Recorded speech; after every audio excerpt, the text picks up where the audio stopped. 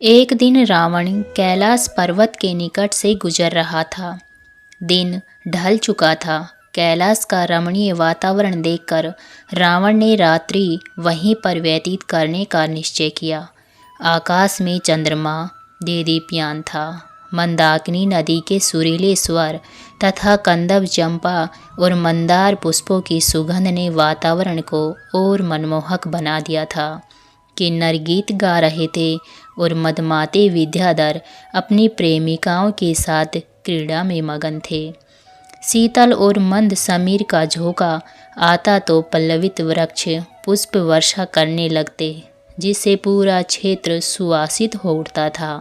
ऐसे मनोहरी वातावरण में रावण का मन काम से उन्मुक्त हो उठा। इसी बीच रावण की दृष्टि एक युवती पर पड़ी। रावण उसके सौंदर्य पर मंत्रमुग्ध हो गया। इस घोर अंधकार में इतनी सुंदर युवती कौन है और कहाँ जा रही है? रावण ने सोचा। वह धीरे धीरे युवती के निकट पहुँचा। युवती के तन पर चंदन का लेप लगा था और बालों में कल्पतरु के फूल गुथे हुए थे। उसका मुख चांद सा उज्ज्वल था और भवें धनुष के समान तनी हुई थी। उसे देखकर काम की वशीभूत रावण संयम खो बैठा। उसने आगे बढ़कर युवती का हाथ पकड़ लिया और बोला, हे रूपसी, तुम कौन हो और कहाँ जा रही हो?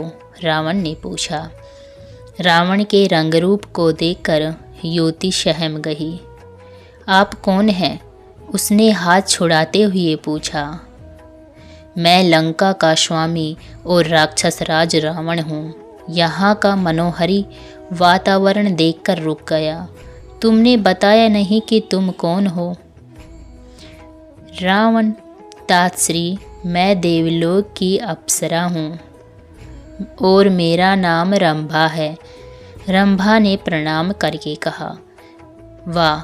दशानन प्रसन्न होकर बोला, अप्सरा और राक्षस राज का अच्छा संयोग बनेगा। लेकिन तुमने मुझे तातश्री क्यों कहा? क्योंकि मैं आपकी पुत्रवधू के समान हूँ। मेरी पुत्रवधू? वो कैसे? रावण ने आश्चर्य से पूछा। मैं आपके सौतेले भाई धनेश्वर कुबेर के पुत्र नल कुबर से प्रेम करती हूँ और उन्हीं से मिलने जा रही हूँ। रावण ने ठाका लगाया। अप्सराएं कब से प्रेम करने लगी? प्रेम और निष्ठा साधारण स्त्रियों को शोभा देता है। तुम अप्सरा हो और तुम्हारा कार्य केवल नृत्य और मनोरंजन करना है। इसके लिए नलकूबर के पास जाने की क्या आवश्यकता है? मेरे होते हुए तुम्हारी सुंदर और कमनीय काया का भोग कोई और करे, यह मैं नहीं होने दूंगा। रावण पर काम हावी हो गया था। रंभा ने रावण को पिता तुल्य बताकर कई बार उससे आग्रह किया कि वह उसे नलकूबर के पास जाने की अनुमति दे, परंतु रावण ने निर्लज्जता की सब सीमाएं पार कर दी। मैं त्रिलोकपति रावण तुमसे प्रेम की याचना कर रहा हूँ और तुम मेरा अपमान करके उस कायर कुबेर के पुत्र नलकूबर के पास जाना चाहती हो। मैं यह नहीं होने दूंगा। मेरे निकट आओ। यह कहकर रावण ने रंभा को बलपूर्वक पर्वत शिला पर पटक दिया। वासना के ज्वार के शांत हो जाने तक रावण रंभा का मर्दन करता रहा। फिर वह अपने शिविर में लौट गया। इधर रोती बिलखती रंभा ने नलकूबर को सारी बात बताई। इस पर नलकूबर की आंखें क्रोध से लाल हो गई और भुजाएं फड़कने लगी। वह जानता था कि रावण से लड़कर उसे परास्त नहीं किया जा सकता था।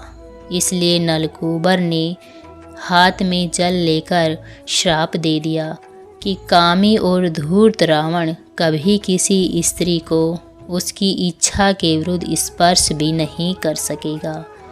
उसने ऐसा किया तो उसके सिर के 7 टुकड़े हो जाएंगे।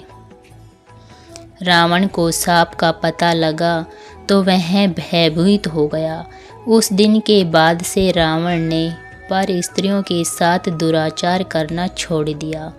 कहते हैं इसी कारण रावण ने सीता को लंका में बंदी बनाकर तो रखा, किंतु साप के डर से वह सीता को कभी स्पर्श नहीं कर पाया।